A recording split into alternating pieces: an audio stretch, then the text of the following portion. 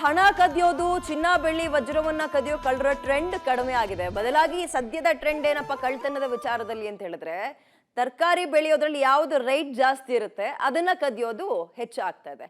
Tomato ಇದ್ದಾಗ tomato ಆಯ್ತು, ಈರುಳ್ಳಿ ಇದ್ದಾಗ ಈರುಳ್ಳಿ ಬೆಲೆ ಜಾಸ್ತಿ ಇದ್ದಾಗ ಈರುಳ್ಳಿ ಆಯ್ತು, ಈಗ ಮೆಣಸಿನಕಾಯಿಯ ಸರದಿ. ಪಾಪ ರೈತರು ಪಾಡು ಯಾರಿಗೆ ಹೇಳೋಣ ಅನ್ನೋಂಗಾಗಿದೆ. ಮೆಣಸಿನಕಾಯಿ ಬೆಳೆಗಾರರಿಗೆ ಕಳ್ಳರ ಕಾಟ. ರಾತ್ರೋರಾತ್ರಿ ಗಿಡ ಸಹಿತ ಮೆಣಸಿನಕಾಯಿ ಕಳ್ತನ. ಕಳ್ಳರ ಕಾಟಕ್ಕೆ ಬೇಸತ್ತು ಸಿಸಿಟಿವಿ ಅಳವಡಿಸಿದ ರೈತ. ರಾಜ್ಯದಲ್ಲಿ ತೀವ್ರ ಬರಗಾಲದಿಂದ ರೈತನ ಪರಿಸ್ಥಿತಿ ಹೇಳತ್ತಿರದ್ದಾಗಿದೆ. ಹೀಗಿರುವಾಗ ಲಕ್ಷಾಂತರ ರೂಪಾಯಿ ಖರ್ಚು ಮಾಡಿ ಮೆಣಸಿನಕಾಯಿ ಬೆಳೆದಿರುವ ರಾಯಚೂರು ಜಿಲ್ಲೆಯ ರೈತರಿಗೆ ಕಳ್ಳರ ಕಾಟ ಶುರುವಾಗಿದೆ.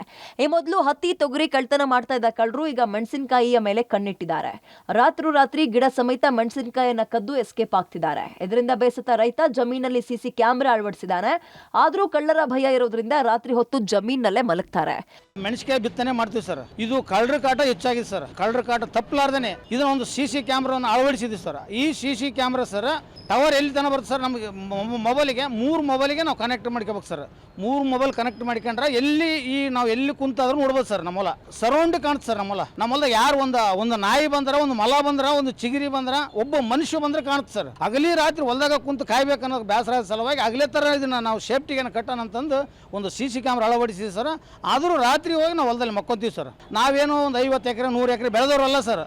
ನಮ್ಮದು ಇರೋದೇ 3 ಎಕರೆ 4 ಎಕರೆ ಹೊಲ ಸರ್. ಅಷ್ಟರೊಳಗೆ ನಾವು ಜೀವನ ಮಾಡೋರು ಸರ್. ನಾವು ಮಳೆ ಕೊರತೆಯಿಂದ ಜಮೀನಿಗೆ ನೀರು ಬಿಡಲು ಸಾಕಷ್ಟು ಹಣ ಖರ್ಚು ಮಾಡಿರೋ ರೈತರು ಕೀಟನಾಶಕ, ಗೊಬ್ಬರ ಅಂತ ಎಕರೆಗೆ ಲಕ್ಷಾಂತರ ರೂಪಾಯಿ ಸುರಿತಾರೆ.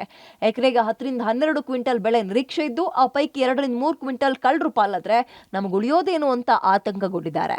ಹೀಗಾಗಿ ಪೊಲೀಸ್ ಇಲಾಖೆ ಬೆಳೆ ರಕ್ಷಣೆಗೆ ಸಹಾಯ ಮಾಡಬೇಕು ಅಂತ ಒತ್ತಾಯಿಸ್ತಾ ಇದ್ದಾರೆ ರೈತರು. ಈಗ ರಾತ್ರಿ ಕಳ್ಳತನ ಮಾಡಕತ್ತಾರೆ ಈಗ ಜನರು. ಈಗ ನೋಡಿದ್ರೆ ಬರಗಾಲಿದೆ. 2.5 ಎಕರೆ ನಾವು ಕಷ್ಟಪಟ್ಟು ಸಾಲ ಸೂಲ ಮಾಡಿ 2.5 ಎಕರೆ ನಾವು ಏನು ಮೆಣಸಿನಕಾಯಿ ಹಾಕಿದ್ವಿ. ರಾತ್ರಿ ಬಂದು ಈ ಥರ ಕಳ್ಳತನ ಮಾಡಿದ್ರೆ ನಾವು ಎಲ್ಲಿಗೆ ಹೋಗೋದು? ನಮ್ಮ ಪರಿಸ್ಥಿತಿ ನೋಡಿದ್ರೆ ಅದೇ ಗೊತ್ತಾಗಿದೆ. ಈಗ ಸರ್ಕಾರ ನೋಡಿದ್ರೆ ನಮ್ಗೆ ನಷ್ಟ ಪರಿಹಾರ ಹಾಕ್ತೀವಿ ಅಂತ ಹೇಳಕತ್ತಾರೆ. ಇನ್ನೂ ಹಾಕಿಲ್ಲ. ಈಗ 2.5 ಎಕರೆ ಹೊಲದಾಗ ಸುಮಾರು ಏನಿಲ್ಲ ಅಂದರೆ ಒಂದು 5 ಕ್ವಿಂಟಾಲ್ 6 ಕ್ವಿಂಟಾಲ್ ಬರ್ಬೋದು ಮ್ಯಾಕ್ಸಿಮಮ್. ಅದರಲ್ಲೂ 1-2 ಕ್ವಿಂಟಾಲ್ ಅಷ್ಟು ಕಳ್ಳತನ ಆಗಿದೆ. ಈಗ ಇದಕ್ಕೆ ಸೂಕ್ತ ಪರಿಹಾರ ಅಂದರೆ ಸ್ವಲ್ಪ ಪೊಲೀಸ್ ಡಿಪಾರ್ಟ್ಮೆಂಟ್ ಅವರ ಸೂಕ್ತ ಕ್ರಮ ಕೈಗೊಂಡು ಸ್ವಲ್ಪ ರಕ್ಷಣೆ ನೀಡಿದರೆ ಬೇಸಿರ್ತದ ಅಂತ ಮನವಿ ಮಾಡ್ಕೊಳ್ತಾ ಇದ್ದೀವಿ. ಬರಗಾಲ ರೈತರನ್ನ ಮಾತ್ರ ಸಂಕಷ್ಟಕ್ಕೆ ಸಿಲುಕಿಸಿಲ್ಲ, ಜೊತೆಗೆ ಹೊಸ ರೀತಿಯ ಕಳ್ಳತನಕ್ಕೂ ದಾರಿ ಮಾಡಿಕೊಟ್ಟಿದೆ. ಬೆಳೆಯನ್ನ ಮಾರುಕಟ್ಟೆಗೆ ತೆಗೆದುಕೊಂಡು ಹೋಗೋವರೆಗೂ ರೈತರಿಗೆ ನೆಮ್ಮದಿನೇ ಇಲ್ಲ. ರೈತರ ಕಷ್ಟಕ್ಕೆ ಕೂಡಲೇ ಪರಿಹಾರ ಸಿಗಬೇಕು. Vijay Jagatikal, public TV, Raichur.